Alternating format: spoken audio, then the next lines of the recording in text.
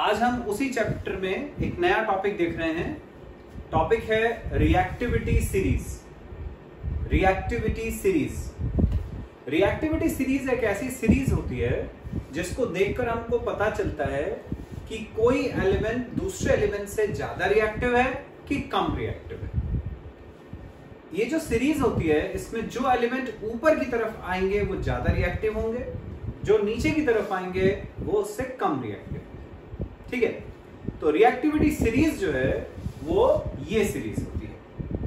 इस सीरीज को अपन बोलते हैं रिएक्टिविटी सीरीज। इस सीरीज में जो ऊपर की तरफ एलिमेंट तुम्हें दिख रहे हैं जैसे पोटेशियम है, सोडियम है, कैल्शियम है, ये जो नीचे की तरफ एलिमेंट आ रहे हैं जैसे कॉपर है, सिल्वर है, गोल्ड है, उनसे ज्यादा रिएक्टिव होता है। जो भी एलिमेंट ऊपर आएगा वो उसके नीचे वाले से ज्यादा रिएक्टिव होगा।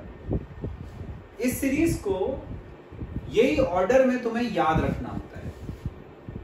तो मैं तुम्हें एक शॉर्ट ट्रिक बता रहा हूं जिससे तुम ये सीरीज का जो ऑर्डर है उसको याद रख सकते हो। एक बार सीरीज याद हो गई तो फिर अपन उसका यूज भी देख सकते हैं कि हम इसको कैसे यूज करेंगे। तो पहले इसको याद करने का तरीका बता रहा हूं, ठीक है। उसके लिए तुम्हें एक वर्ड, एक सेंटेंस जो है वो याद रखना है। जैसे सबसे पहला वर्ड जो सेंटेंस का तुम्हें याद रखना है वो है प्लीज। इसका जो पी है वो पोटेशियम का हो जाएगा। मतलब तुम याद रखोगे प्लीज तो तुम्हें याद हो जाएगा कि प्लीज में पी आ रहा है, मतलब अपना पहला वाला जो एलिमेंट है वो पोटेशियम है। अगला word stop, S for sodium. Calling, calling का C A for calcium. Me का M for magnesium. A for aluminium. Careless, C A for carbon. Zebra, Z for zinc. Instead, I for iron. Try, T for tin. Learning, L for lead. How, H for hydrogen. Copper, C for Cu, copper. Saves, S for silver. Gold, gold का symbol Au, copper का था Cu। तो अब words तो मैंने बता दिए। अब ये पूरा सेंटेंस क्या हो जाएगा? Please stop calling me a careless zebra. Instead try learning how copper saves gold. मुझे एक केयरलेस जेब्रा कहना बंद करो, उसकी जगह पर याद करो कि कॉपर गोल्ड को कैसे सेव करता है। ठीक है, पूरा सेंटेंस एक बार फिर से बोल के बता। Please stop calling me a careless zebra. Please stop calling me a careless zebra. Instead try learning how copper saves gold. Got it? तो इसका जो जो पहला लेटर है उससे तुम्हें ये पूरी रिएक्टिविटी सीरीज याद हो जाएगी। आ गया बच्चों समझ में? तो बच्चों अपन ने रिएक्टिविटी सीरीज क्या होती है वो तो देख लिया। उसका ऑर्डर कैसे याद रखना है उसको तुम्हें याद रखने की मैंने शॉर्ट ट्रिक भी बताया। अब मैं बता रहा हूं कि रिएक्टिविटी सीरीज का उपयोग क्या होता है, यूज कैसे करते हैं। सपोज ऐसा रिएक्शन है Zn प्लस CuSO4 गिव्स। अब तुम्हें पता करना है कि इसके प्रोडक्ट क्या बनेंगे। तो यहां जिंक है और कॉपर है। अब अपन रिएक्टिविटी सीरीज देखेंगे कि जिंक ज्यादा रिएक्टिव है कि कॉपर ज्यादा रिएक्टिव है। तो रिएक्टिविटी सीरीज में हमने देखा कि जिंक ऊपर आ रहा है, कॉपर नीचे आ रहा है। मैंने बोला था जो ऊपर वाले एलिमेंट हैं वो ज्यादा रिएक्टिव होते हैं, मतलब zinc is more reactive than copper. अब यदि जिंक ज्यादा रिएक्टिव है कॉपर से, मतलब जिंक जो है वो कॉपर को उसकी जगह से हटा देगा और उसकी जगह पर वो खुद आ जाएगा। तो जिंक ने कॉपर को हटाया, उसकी जगह पर वो खुद आ गया, तो ये बन गया ZnSO4। कॉपर को हटा दिया उसने, Cu अलग हो गया प्लस Cu, मतलब जिंक ने कॉपर को डिस्प्लेस कर दिया, तो ये डिस्प्लेसमेंट रिएक्शन हो गया। तो इस तरह से रिएक्टिविटी सीरीज का जो यूज है ये डिस्प्लेसमेंट रिएक्शन में होता है। एक और एग्जांपल देखते हैं। मैग्नीशियम रिएक्ट करता है HCl के साथ, प्रोडक्ट पता करना है। मैग्नीशियम हाइड्रोजन को हटाएगा या नहीं हटाएगा ये डिपेंड करेगा on the reactivity series. Reactivity series में देखें, मैग्नीशियम हाइड्रोजन से बहुत ऊपर है, मतलब magnesium is more reactive, magnesium हटा देगा हाइड्रोजन को। मैग्नीशियम ने हटाया हाइड्रोजन को, उसकी जगह पर मैग्नीशियम खुद आ गया, क्लोरीन ऐसे ही रहा। लेकिन मैग्नीशियम की जो वैलेंसी है वो 2 होती है। जब भी अपन किसी कंपाउंड का फॉर्मूला लिखते हैं ना, तो इनकी जो वैलेंसी होती है वो क्रॉस में लिखी जाती है। मैग्नीशियम की वैलेंसी होती है 2, क्लोरीन की वैलेंसी होती है -1, नेगेटिव वैलेंसी वाला पीछे लिखा जाता है। कंपाउंड का फॉर्मूला कैसे बनेगा, इसका 2 इधर और इसका 1 इधर। तो क्लोरीन की वैलेंसी 1 मैग्नीशियम के नीचे और मैग्नीशियम की वैलेंसी 2 क्लोरीन के नीचे, ये बन गया MgCl। तो मैग्नीशियम क्लोराइड ये बन गया MgCl। हाइड्रोजन निकल जाएगा, हाइड्रोजन गैस होती है H2। हाइड्रोजन H अकेला कुछ नहीं होता, हाइड्रोजन गैस H2 लिखी जाती है, वो हो गया H2। बैलेंस करना है इसको, क्लोरीन 2 हाइड्रोजन 2 बैलेंस करा, यहाँ 2 लगा, आ गया। यहाँ पे भी मैग्नीशियम ने हाइड्रोजन को उसकी जगह से हटाया है, मतलब ये भी डिस्प्लेसमेंट रिएक्शन का ये एक एग्जांपल है। तो इस तरह से अपन रिएक्टिविटी सीरीज का यूज करते हैं इन डिस्प्लेसमेंट रिएक्शंस। आ गया समझ में? अब एक क्वेश्चन है बच्चों,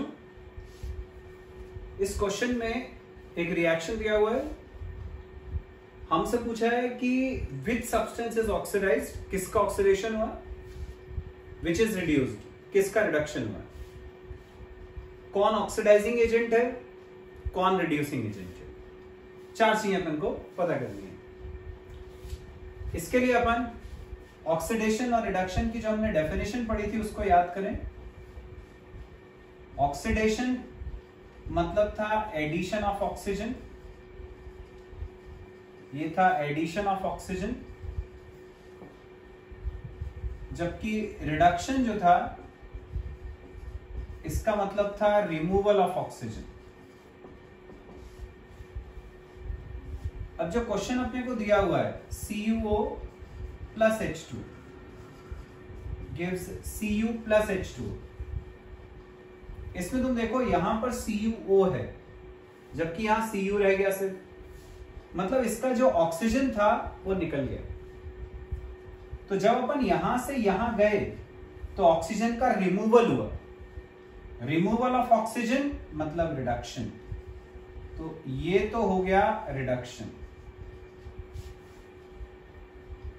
यहां हाइड्रोजन था, यहां H2O बन गया, मतलब इसमें ऑक्सीजन का एडिशन हुआ, तो यहां एडिशन ऑफ ऑक्सीजन हुआ, मतलब ये हो गया ऑक्सीडेशन। तो ये ऑक्सीडेशन हुआ, ये रिडक्शन हुआ। अब ये तो पता चल गया कि किसका ऑक्सीडेशन हो रहा है, किसका रिडक्शन हो रहा है। क्वेश्चन में ये भी पूछा है कि बताओ कौन ऑक्सीडाइजिंग एजेंट है, कौन रिड्यूसिंग एजेंट है। तो जस्ट अपोजिट होता है, जिसका रिडक्शन होता है अपन उसको बोलते हैं ऑक्सीडाइजिंग एजेंट, जिसका ऑक्सीडेशन होता है उसको अपन बोलते हैं रिड्यूसिंग एजेंट।